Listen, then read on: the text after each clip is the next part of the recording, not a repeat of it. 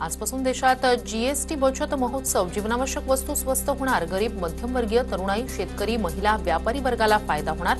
जीएसटीतील नव्या सुधारणांवरून पंतप्रधान मोदींच्या शुभेच्छा. जीएसटी सुधारणा कर कपातीमुळे मध्यमवर्गीयांची 2.5 लाख कोटींची बचत होणार.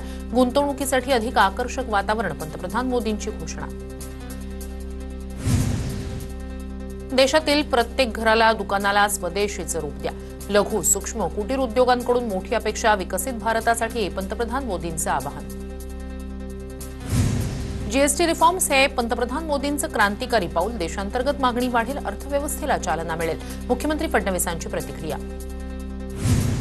जीएसटीबद्दलची पंतप्रधान मोदींची घोषणा हा मास्टर स्ट्रोक. सर्वसामान्य मध्यमवर्गीयांना मोठा दिलासा मिळणार. उपमुख्यमंत्री शिंदेंची प्रतिक्रिया.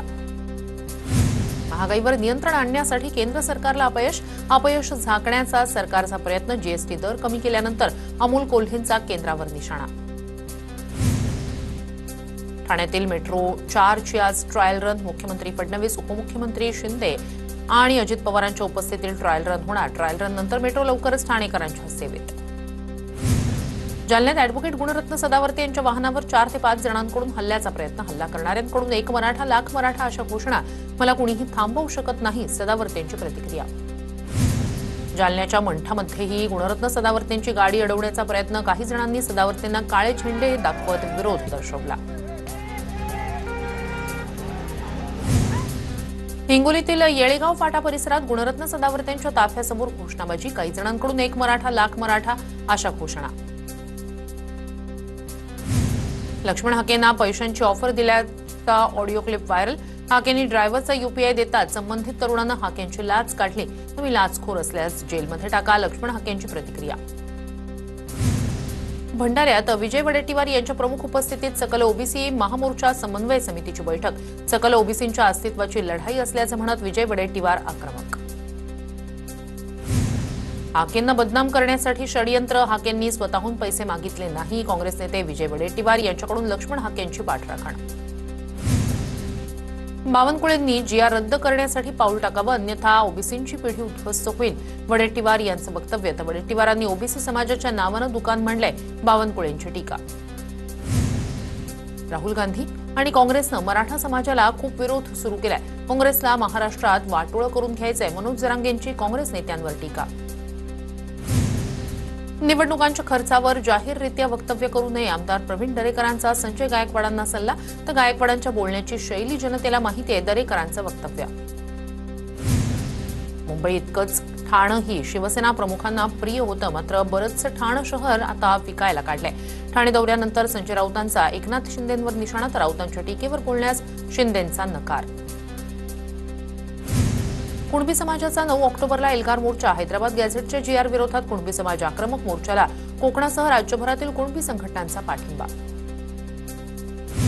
मराठा आरक्षणासंदर्भातील जीआर रद्द करण्याच्या मागणीसाठी गोंदियात ओबीसींचा मोर्चा. भाजप आमदार परिणय फुके आणि काँग्रेस नेते विजय वडेट्टीवार एकाच मंचावर. 28 सप्टेंबरपासून काँग्रेसची संविधान सत्याग्रह यात्रा. तुषार गांधी आणि हर्षवर्धन सपकाळांच्या नेतृत्वात यात्रेचं आयोजन. नागपूरच्या दीक्षाभूमीपासून यात्रेला सुरुवात होणार. आमदार रोहित पवारांकडून आंदोलक विद्यार्थ्यांची भेट. एकीकडे मोठ्या प्रमाणात भ्रष्टाचार सुरू, मात्र दुसरीकडे विद्यार्थ्यांना फेलोशिपचे पैसे दिले जात नाहीत. रोहित पवारांचा सरकारवर निशाणा. त्र्यंबकेश्वरमध्ये पत्रकारांना मारहाण प्रकरणी कंत्राटदाराला नोटीस. त्र्यंबकेश्वर नगर परिषदेने एंट्री फी वसूल करणाऱ्या कंत्राटदाराला नोटीस पाठवली. ठेका रद्द करण्याबाबत कारणे दाखवा नोटीस. राम मंदिरासाठी 500 वर्षांचा संघर्ष करावा लागला. मोदींसारखा युगपुरुष मिळाला नाही. मोदींना छत्रपतींच्या विचारांचा वारसा मिळालाय. गोविंदगिरी महाराज यांचं वक्तव्य. शरद पवारांची राष्ट्रवादी आज सांगलीत शक्तीप्रदर्शन करण्याच्या तयारीत. पडळकरांच्या जयंत पाटील यांच्यावरील वक्तव्याचा निषेध करणार. सुप्रिया सुळेंसह महत्वाचे नेते सांगलीत जाणार. त्रिभाषा सूत्र शाळांमध्ये लागू झाली असतं तर शिक्षकांवरही त्याचा परिणाम झाला असता. खासदार सुप्रिया सुळेंचं वक्तव्य. तिसरी भाषा शिकण्यावरून अनेक मतभेद झाल्याचंही वक्तव्य. आयआयएम मुंबईचं केंद्र आता पुण्यातही होणार. केंद्रीय राज्यमंत्री मुरलीधर मोहोळ यांचा प्रस्ताव मंजूर. पुण्याच्या शैक्षणिक ओळखीला नवा आयाम मिळणार. अमरावतीत मंत्री माणिकराव कोकाटेंचं ठाकरेंचे आमदार गजानन लवटे यांच्याकडून स्वागत. विरोधी पक्षातील आमदारांना मंत्र्यांचं स्वागत केल्यानं विविध चर्चांना उधाण. ठाकरेंच्या शिवसेनेचे उपनेते शरद कोळी यांचा संजय शिरसाटांना फोन. कन्नडमधील कोळी समाजाच्या आंदोलनासंदर्भात चर्चा. कोळी समाजाला व्हॅलिडिटी कशी मिळेल यासाठी फोनवर चर्चा. धाराशिवच्या उमरगा तालुक्यात नुकसानग्रस्त शेतीची ठाकरेंचे आमदार प्रवीण स्वामींकडून पाहणी. उमरगा आणि लोहारा तालुक्यातील शेतकऱ्यांना तात्काळ नुकसानाची मदत देण्याची मागणी. नंदुरबारमध्ये स्थानिक स्वराज्य संस्थांच्या निवडणुका स्वबळावर लढणार. काँग्रेसनंतर आता ठाकरेंच्या शिवसेनेचे जिल्हाध्यक्ष अरुण चौधरी यांची घोषणा. शहाद्यात आदिवासी आरक्षण बचाव मोर्चा काढला जाणार. बंजारा आणि धनगर समाजाच्या दबावाला सरकारनं बळी पडू नये यासाठी काढला जाणार मोर्चा. जालन्यातील नीलमनगर भागात रात्री अज्ञातानं नवनाथ वाघमारेंची कार पेटवली. काही स्थानिकांनी कारला लागलेली आग विझवली. या प्रकरणी वाघमारेंची कदीम जालना पोलीस ठाण्यात तक्रार. जळगावात 2 दिवसांपासून बेपत्ता असलेल्या तरुणाचा जीभ कापलेल्या अवस्थेतील मृतदेह आढळला. शेख अबुसर शेख युनुस असं तरुणाचं नाव. घातपात झाल्याचा तरुणाच्या कुटुंबियांकडून संशय व्यक्त. जळगावात पालिकेच्या मुख्य वैद्यकीय अधिकाऱ्यांकडून सहकारी वैद्यकीय अधिकारी महिलेचा विनयभंग. निलंबित करण्यात आलेल्या आरोपी विजय घोलपला पोलिसांनी बेड्या ठोकल्या. नवरात्रोत्सवाच्या पार्श्वभूमीवर धुळ्यातील मुख्य बाजारपेठेत देवीच्या मूर्ती विक्रीत यंदा 10% वाढ. 1 फुटापासून 9 फुटांपर्यंत देवीच्या मूर्ती खरेदीसाठी उपलब्ध. नंदुरबार शहराला पाणी पुरवठा करणाऱ्या विरचक धरणात 97% पाणीसाठा. शिंदेच्या शिवसेनेचे आमदार चंद्रकांत रघुवंशी यांच्याकडून जलपूजन. पुरात वाहून गेलेल्या 13 वर्षीय मुलाचा मृतदेह दुसऱ्या दिवशी सापडला. वाशिमच्या मानोरा तालुक्यातील गिरोलीतील घटना. पोहण्यासाठी गेला असता पुराच्या पाण्यात अश्विन आमटे वाहून गेला होता. आणि जिल्ह्यातील शहापूरमध्ये विजांच्या कडकडाटासह मुसळधार पाऊस. भात पिकांचं मोठ्या प्रमाणात नुकसान. हातातोंडाशी आलेल्या भात पिकाचं मुसळधार पावसानं नुकसान. नवी मुंबईतील खारघर वसाहतीत पुन्हा सोनेरी कोल्ह्याचं दर्शन.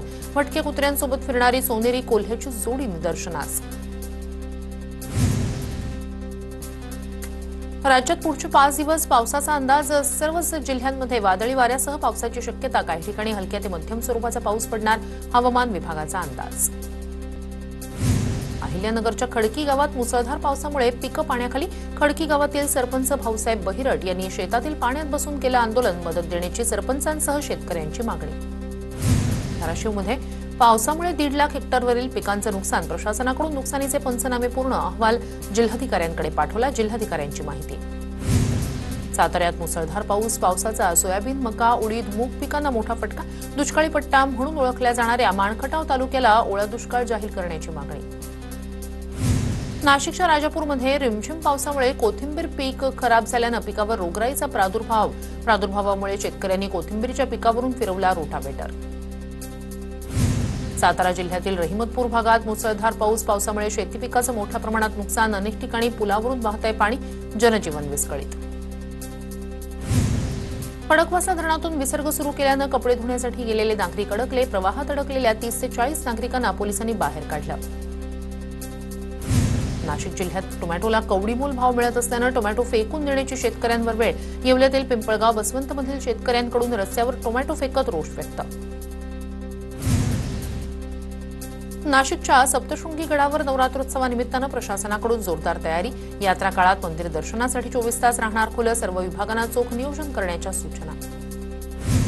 नवरात्रोत्सवाच्या पार्श्वभूमीवर कोल्हापुरात पंचगंगा नदीसह रंकाळा तलाव परिसरात कपडे धुण्यासाठी लगबग. रंगीबेरंगी कपड्यांमुळे परिसरात रांगोळी काढल्यासारखं चित्र.